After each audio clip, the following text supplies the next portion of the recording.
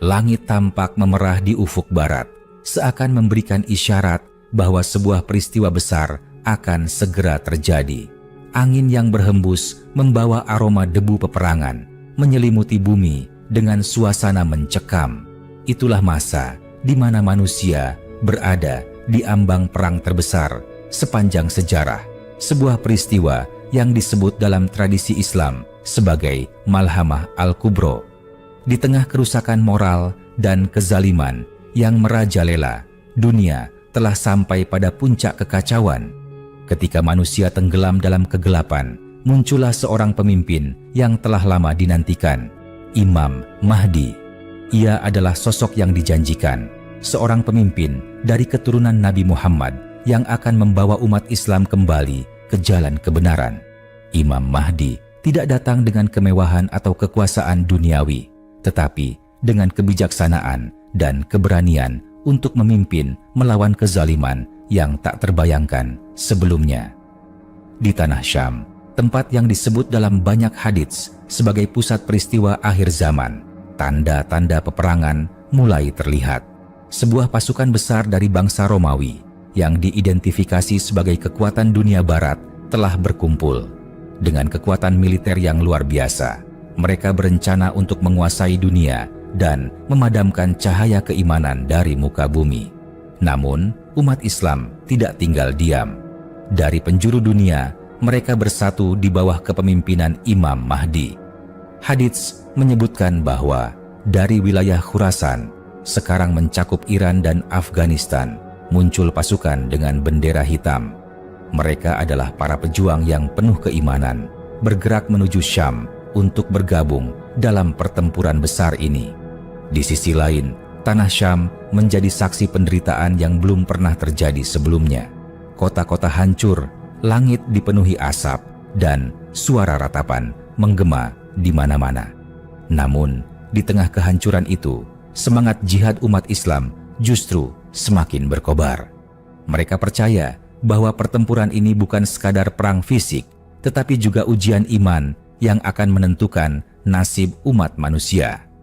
Saat pertempuran mencapai puncaknya, tanda besar lainnya muncul. Nabi Isa turun dari langit. Seperti yang digambarkan dalam hadits, Nabi Isa akan turun di Menara Putih di timur kota Damaskus dengan pakaian yang basah oleh embun. Kehadiran Nabi Isa menjadi penyemangat luar biasa bagi umat Islam. Dengan kebijaksanaan dan mukjizat yang dimilikinya, Nabi Isa akan memimpin bersama Imam Mahdi untuk melawan musuh terbesar umat manusia, Dajjal. Dajjal adalah sosok penuh tipu daya, seorang pemimpin kegelapan yang menggunakan fitnah untuk menyesatkan manusia. Ia datang dengan kekuatan luar biasa, mampu menghidupkan yang mati dan menurunkan hujan di tanah kering. Banyak orang tertipu oleh daya tariknya, menganggapnya sebagai Tuhan. Namun, bagi orang-orang beriman, Dajjal hanyalah ujian besar yang harus dihadapi dengan iman yang kokoh. Pertempuran terakhir terjadi di dekat pintu kota Lud, sekarang di Palestina. Nabi Isa, dengan izin Allah Subhanahu wa Ta'ala, membunuh Dajjal dan mengakhiri masa kegelapan yang telah lama menyelimuti dunia. Setelah itu, pasukan kebatilan runtuh dan bumi kembali disinari oleh cahaya keimanan. Namun, kemenangan atas Dajjal bukanlah akhir dari ujian. Dari balik penghalang yang selama ini menahan mereka, Ya'juj dan Ma'juj dilepaskan. Mereka adalah dua bangsa yang jumlahnya sangat besar dan membawa kehancuran kemanapun mereka pergi. Dunia kembali berada dalam kekacauan, tetapi Allah Subhanahu wa Ta'ala mengirimkan pertolongannya. Dengan doa Nabi Isa, Ya'juj dan Ma'juj dihancurkan, meninggalkan bumi dalam kedamaian. Setelah Malhamah Al-Kubro berakhir, dunia memasuki masa keemasan di bawah kepemimpinan Nabi Isa dan Imam Mahdi. Keadilan ditegakkan, kemakmuran melimpah, dan umat manusia hidup dalam kedamaian yang belum pernah dirasakan sebelumnya. Itulah masa di mana kebenaran menjadi pemenang setelah melewati cobaan terbesar dalam sejarah. Namun, cerita ini bukan sekadar dongeng atau legenda. Bagi umat Islam, Malhamah Al-Kubro adalah pengingat untuk terus memperbaiki diri, mempersiapkan iman, dan bersatu di jalan kebenaran. Sebab hanya mereka yang teguh imannya yang akan mampu menghadapi ujian dahsyat ini. Malhamah Al-Kubro adalah istilah dalam tradisi Islam yang merujuk pada perang besar atau pertempuran dahsyat yang akan terjadi di akhir zaman sebelum kedatangan Imam Mahdi dan Nabi Isa. Peristiwa ini sering disandingkan dengan konsep Armageddon dalam tradisi agama lain. Dalam hadits-hadits Nabi Muhammad, Malhamah Al-Kubro menjadi salah satu tanda besar menjelang hari kiamat. Tokoh dan peristiwa yang berkaitan dengan Malhamah Al-Kubro. Pertama, Imam Mahdi. Imam Mahdi adalah tokoh kunci yang akan muncul di akhir zaman untuk memimpin umat Islam dan melawan kezaliman serta ketidakadilan di dunia. Dalam konteks Malhamah Al-Kubro, Imam Mahdi akan memimpin pasukan umat Islam dalam peperangan besar melawan kekuatan yang dipimpin oleh Dajjal.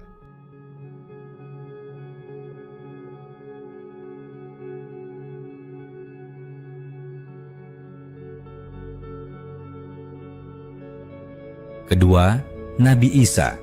Nabi Isa akan turun dari langit untuk mendukung Imam Mahdi dalam menghadapi Dajjal. Dalam hadits disebutkan bahwa Nabi Isa akan membunuh Dajjal di dekat pintu kota Lud, sekarang di wilayah Palestina. Ketiga, Dajjal. Malam itu dingin dan sunyi.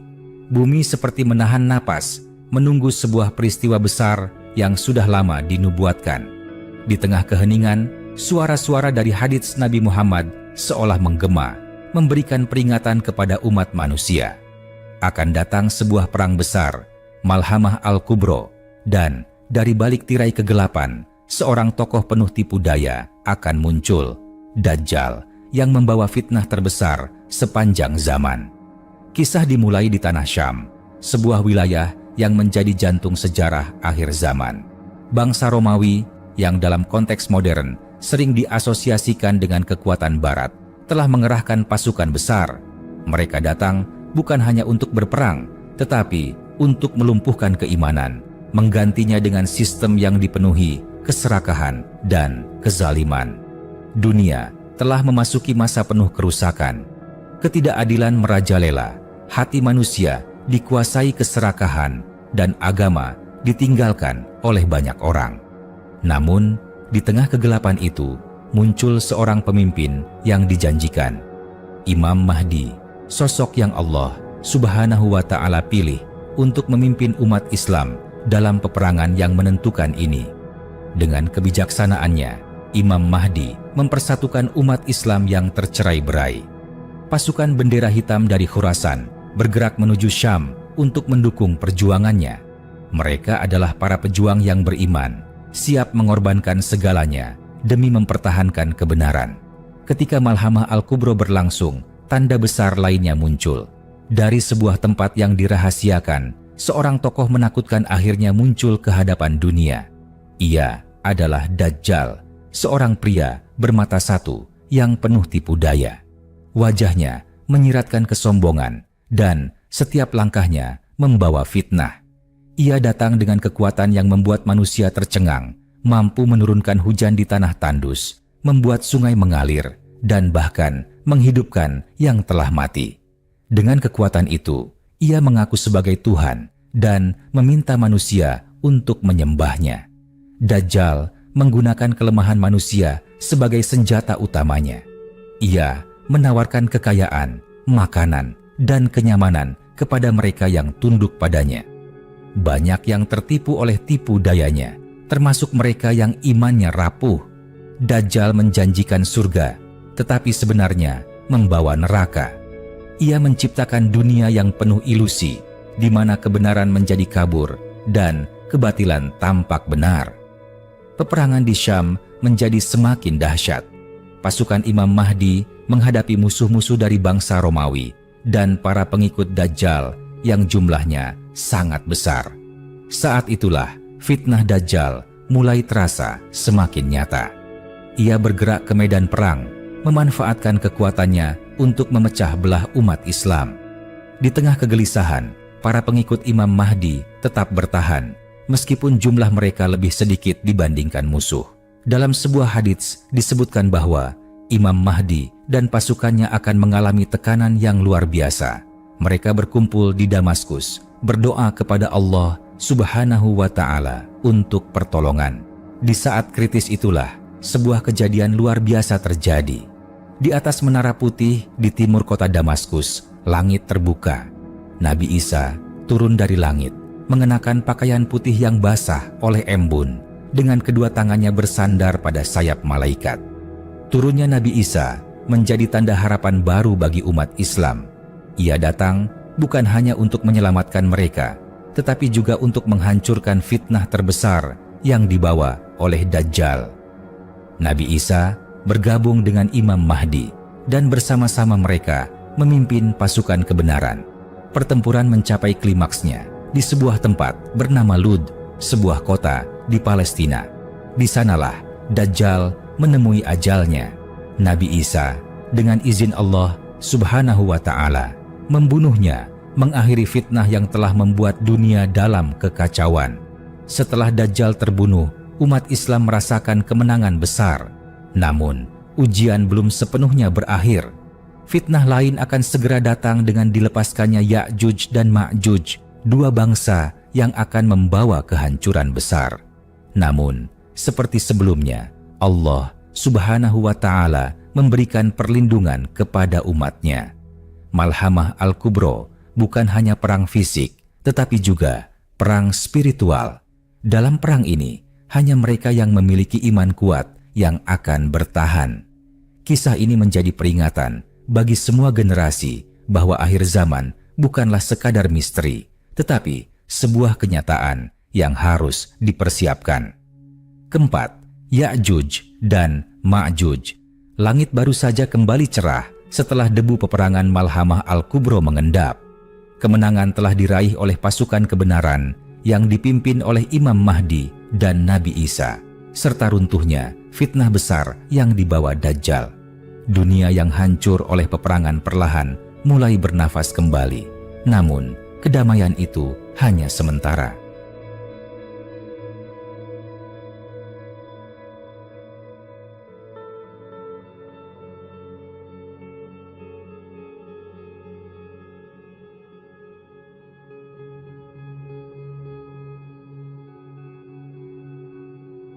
Dari balik penghalang yang kokoh, sebuah ancaman lain mulai menggeliat. Ya'juj dan Ma'juj, nama yang menggetarkan, adalah ujian terakhir bagi manusia sebelum dunia mencapai puncak kehancurannya. Kisah Ya'juj dan Ma'juj telah disebutkan dalam Al-Quran. Mereka adalah dua bangsa yang jumlahnya sangat besar, yang selama ini ditahan di balik penghalang kokoh yang dibangun oleh seorang raja adil bernama Zulkarnain. Tembok itu terbuat dari besi dan tembaga, telah menjaga mereka agar tidak keluar dan menimbulkan kerusakan di muka bumi. Namun, sebagaimana janji Allah Subhanahu wa Ta'ala, suatu hari penghalang itu akan hancur dan Ya'juj dan Ma'juj akan dilepaskan. Hari itu tiba. Allah Subhanahu wa Ta'ala mengizinkan tembok Zulkarnain untuk runtuh. Dari celah yang telah lama tertutup, Ya'juj dan Ma'juj keluar seperti gelombang yang menghancurkan apa saja di hadapan mereka. Mereka adalah bangsa yang kuat, brutal, dan tidak mengenal belas kasihan. Jumlah mereka begitu banyak hingga disebutkan bahwa jika satu orang dari mereka mati, akan muncul 1000 keturunannya. Mereka menyebar ke seluruh penjuru bumi, melahap sumber daya, dan menghancurkan segala sesuatu di jalannya. Ketika Ya'juj dan Ma'juj mulai menyerbu, bumi gemetar di bawah langkah kaki mereka. Mereka melintasi gunung, lembah, dan sungai, meninggalkan kehancuran di mana-mana. Mereka meminum air sungai hingga kering, menghancurkan lahan-lahan subur, dan merusak kehidupan manusia. Tidak ada yang mampu menghentikan mereka, karena kekuatan mereka jauh melampaui kemampuan manusia biasa. Umat manusia diliputi ketakutan. Bahkan Nabi Isa dan para pengikutnya yang sebelumnya telah mengalahkan Dajjal tidak memiliki kekuatan untuk melawan Ya'juj dan Ma'juj. Satu-satunya jalan adalah bertahan hidup dengan mencari perlindungan di tempat-tempat tinggi. Nabi Isa memimpin umatnya ke sebuah gunung yang disebut Gunung Thur, tempat mereka berlindung dan berdoa kepada Allah Subhanahu wa Ta'ala untuk pertolongan. Di puncak Gunung Thur, Nabi Isa dan umat Islam yang bersamanya memanjatkan doa penuh pengharapan kepada Allah Subhanahu wa Ta'ala. Mereka memohon perlindungan dari kehancuran yang dibawa oleh Ya'juj dan Ma'juj. Allah Subhanahu wa Ta'ala dengan kasih sayangnya mengabulkan doa mereka dengan cara yang sangat luar biasa. Allah Subhanahu wa Ta'ala mengirimkan penyakit mematikan kepada Ya'juj dan Ma'juj. Dalam hadits disebutkan bahwa Allah Subhanahu wa Ta'ala menurunkan ulat kecil yang menyerang leher mereka, membuat mereka mati seketika. Dalam waktu singkat, tubuh Ya'juj dan Ma'juj yang jumlahnya tak terhitung memenuhi bumi, hingga udara menjadi sesak oleh bau bangkai mereka. Melihat keadaan itu, Nabi Isa dan para pengikutnya kembali berdoa agar Allah Subhanahu wa Ta'ala membersihkan bumi dari mayat-mayat Ya'juj dan Ma'juj. Allah Subhanahu wa Ta'ala mengutus burung-burung besar yang datang dan membawa tubuh-tubuh mereka, menjatuhkannya di tempat yang telah Allah Subhanahu wa Ta'ala kehendaki. Setelah itu, Allah Subhanahu wa Ta'ala menurunkan hujan yang membersihkan bumi, mengembalikan kesuburan dan memulihkan kehidupan. Dengan musnahnya Ya'juj dan Ma'juj, bumi memasuki masa kedamaian yang belum pernah dirasakan sebelumnya. Di bawah kepemimpinan Nabi Isa, keadilan ditegakkan dan bumi dipenuhi dengan keberkahan. Semua orang hidup dalam kedamaian, kemakmuran, dan ketakwaan kepada Allah Subhanahu wa Ta'ala. Namun, kedamaian ini adalah tanda akhir dari dunia. Setelah masa Nabi Isa, tanda-tanda lain dari kiamat besar akan mulai terlihat. Matahari akan terbit dari barat, kabut tebal akan meliputi bumi, dan akhirnya dunia ini akan hancur sebagaimana telah dijanjikan oleh Allah Subhanahu wa Ta'ala. Kisah Ya'juj dan Ma'juj menjadi pengingat bagi manusia tentang kelemahan mereka di hadapan kekuasaan Allah Subhanahu wa Ta'ala. Ini adalah bagian dari perjalanan akhir zaman yang penuh hikmah, memperingatkan kita untuk selalu menjaga iman dan bersiap menghadapi ujian apapun. Kelima, bendera hitam dari Khurasan. Hari itu, dunia seakan kehilangan cahayanya. Ketidakadilan merajalela, fitnah menutupi kebenaran, dan hati manusia dipenuhi dengan kezaliman. Umat Islam yang dulunya berjaya kini tercerai-berai, dikepung oleh musuh-musuh dari segala penjuru. Di tengah kegelapan itu, sebuah kabar baik menyebar, seperti embun yang membasahi tanah kering. Akan muncul pasukan yang membawa bendera hitam dari Khurasan, sebuah tanda bahwa harapan belum sepenuhnya padam. Khurasan, wilayah yang mencakup sebagian besar Iran, Afghanistan, dan sekitarnya, adalah tempat yang disebut dalam hadits sebagai asal mula pasukan ini. Rasulullah bersabda, "Apabila kalian melihat bendera-bendera hitam datang dari arah Khurasan, maka datangilah mereka, walaupun kalian harus merangkak di atas salju. Karena di tengah-tengah mereka ada Khalifah Allah Subhanahu wa Ta'ala yang dijanjikan." Hadits riwayat Ahmad, Al-Hakim, dan Ibnu Majah.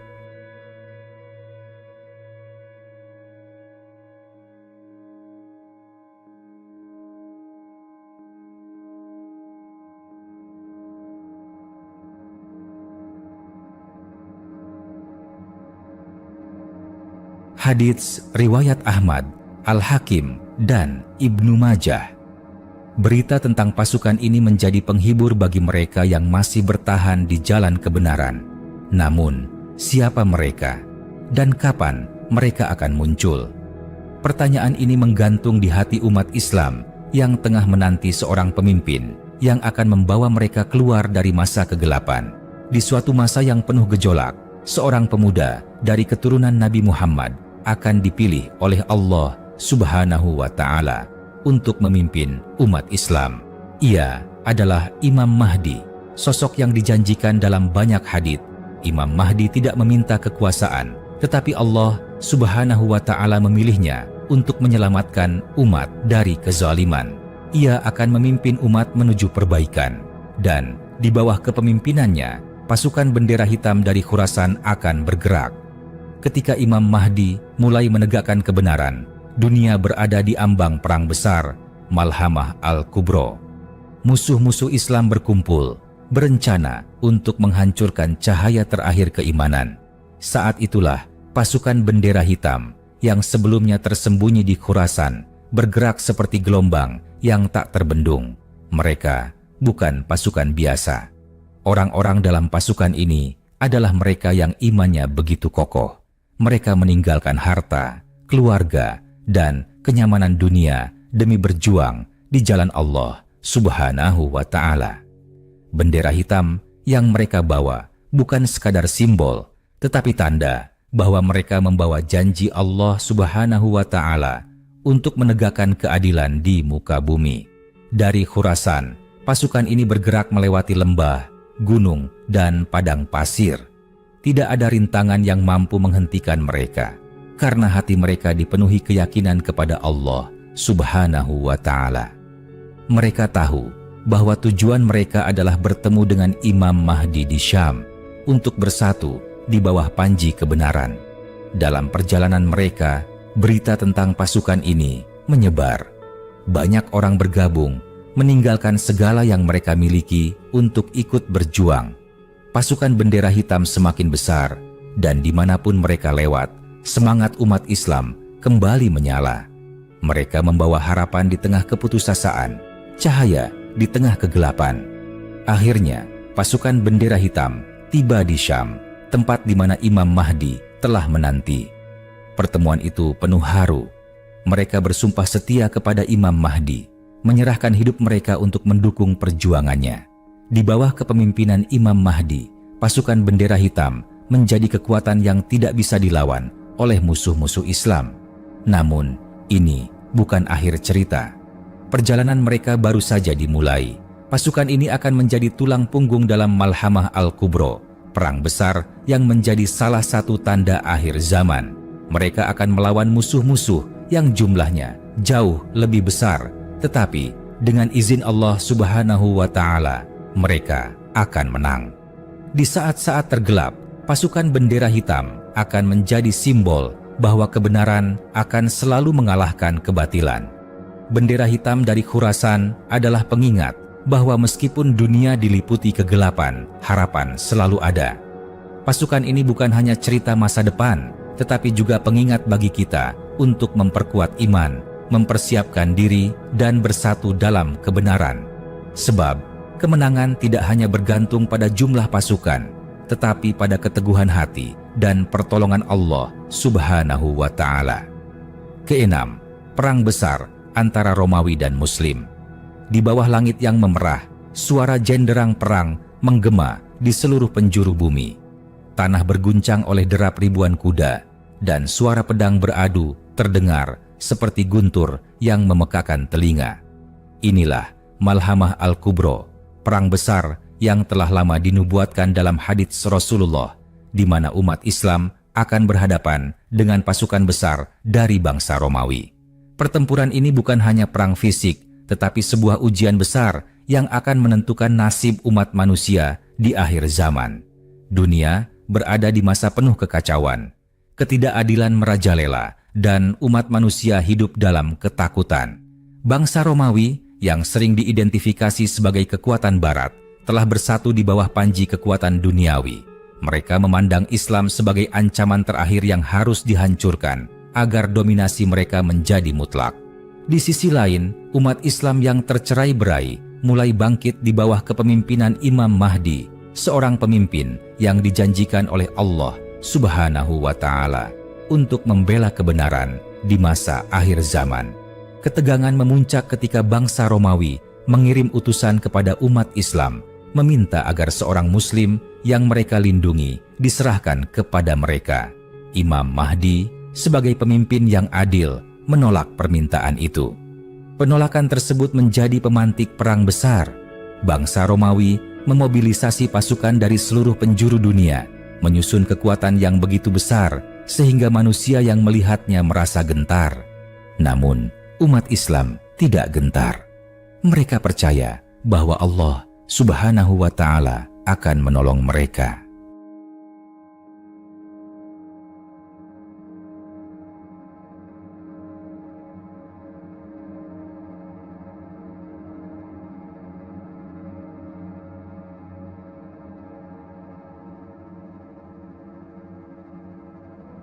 Malhamah Al-Kubro meletus di sebuah tempat bernama A'maq atau Dabik, wilayah yang terletak di sekitar Syam, sekarang Suriah.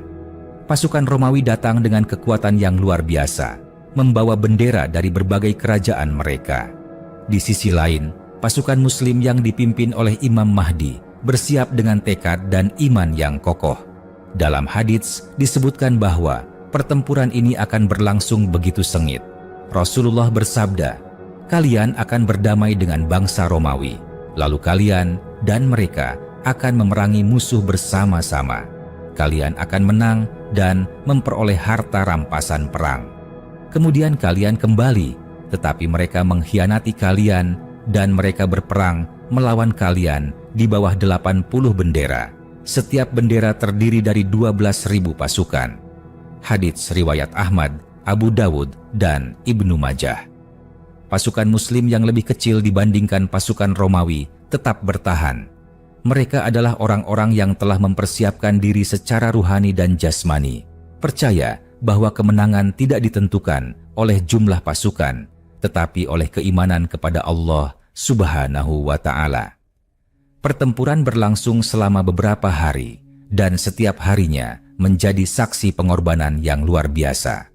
Pasukan Muslim bertempur dengan keberanian yang tak tergoyahkan. Namun, korban berjatuhan di kedua belah pihak. Dalam hadits disebutkan bahwa sebagian besar umat Islam yang ikut bertempur akan gugur sebagai syuhada. Pasukan Muslim bertempur dalam 3 gelombang. Gelombang pertama bertahan hingga mereka gugur. Begitu juga dengan gelombang kedua. Namun, gelombang ketiga yang merupakan pasukan terbaik dari umat ini terus bertahan hingga Allah Subhanahu wa Ta'ala memberikan mereka kemenangan. Di tengah kekacauan, pasukan Muslim memanjatkan doa dengan penuh harap kepada Allah Subhanahu wa Ta'ala. Mereka tahu bahwa kemenangan hanya datang dengan izinnya. Saat itulah mukjizat mulai terlihat. Pasukan Romawi yang begitu besar mulai kehilangan kekuatan mereka, sementara pasukan Muslim yang jumlahnya lebih kecil tetap bertahan dan maju dengan keberanian. Ketika pertempuran mendekati akhir, Allah Subhanahu wa Ta'ala memberikan kemenangan kepada umat Islam. Pasukan Romawi yang tersisa melarikan diri, meninggalkan medan perang yang dipenuhi dengan darah dan pengorbanan. Malhamah Al-Kubro menjadi bukti bahwa keimanan kepada Allah Subhanahu wa Ta'ala adalah senjata terkuat, lebih hebat daripada kekuatan duniawi. Kemenangan dalam Malhamah Al-Kubro bukanlah akhir dari perjuangan. Setelah perang ini, umat Islam akan menghadapi ujian yang lebih besar, yaitu kemunculan Dajjal, seorang tokoh fitnah yang membawa tantangan terakhir sebelum datangnya kedamaian di bawah kepemimpinan Imam Mahdi dan turunnya Nabi Isa. Namun, Malhamah Al-Kubro juga meninggalkan pelajaran penting. Perang ini menunjukkan bahwa meskipun musuh tampak tak terkalahkan, Allah Subhanahu wa Ta'ala selalu bersama orang-orang yang beriman. Dengan persatuan, keimanan, dan kesabaran, umat Islam mampu menghadapi apapun yang datang di hadapan mereka. Ketujuh, wilayah Syam sebagai pusat peristiwa. Langit di atas Syam tampak berbeda. Ada sesuatu yang unik, seakan-akan wilayah ini telah dipilih oleh takdir sebagai saksi bagi perjalanan besar umat manusia. Tanahnya penuh dengan jejak para nabi, udaranya menyimpan aroma keimanan, dan namanya disebut dalam banyak nubuat akhir zaman. Dalam sabda Nabi Muhammad, Syam disebut sebagai pusat peristiwa besar di akhir zaman, sebuah tempat di mana ujian, perjuangan, dan kemenangan akan terjadi. Syam, yang kini mencakup wilayah Suriah, Palestina, Yordania, dan Lebanon adalah tanah yang diberkahi. Allah Subhanahu wa Ta'ala menyebutkan keberkahan wilayah ini dalam Al-Quran. Maha suci Allah Subhanahu wa Ta'ala yang telah memperjalankan hambanya pada suatu malam dari Masjidil Haram ke Masjidil Aqsa yang telah kami berkahi sekelilingnya. Quran Surat Al-Isra ayat 1. Namun, di akhir zaman, Syam tidak hanya dikenal karena keberkahannya, tetapi juga karena menjadi panggung bagi serangkaian peristiwa besar yang menentukan nasib umat manusia. Di masa itu, dunia telah memasuki fase yang kelam. Fitnah menyebar di mana-mana dan peperangan melanda berbagai negeri. Namun, perhatian dunia tertuju ke Syam karena di sanalah tanda-tanda akhir zaman mulai bermunculan. Rasulullah bersabda, pada akhir zaman, sebaik-baik tempat tinggal kaum muslimin adalah di negeri Syam. Hadits riwayat Abu Dawud. Syam menjadi tempat berkumpulnya umat Islam yang ingin mempertahankan keimanan mereka. Dari tanah ini, berbagai peristiwa besar mulai mengguncang dunia, dimulai dengan Malhamah Al-Kubro, perang besar antara umat Islam dan bangsa Romawi. Di dataran luas bernama A'maq dan Dabiq, wilayah yang berada di utara Suriah, pasukan Muslim berkumpul di bawah panji Imam Mahdi, pemimpin yang dijanjikan Allah Subhanahu wa Ta'ala. Di sisi lain, pasukan besar bangsa Romawi juga berkumpul, membawa kekuatan yang luar biasa untuk menghancurkan umat Islam.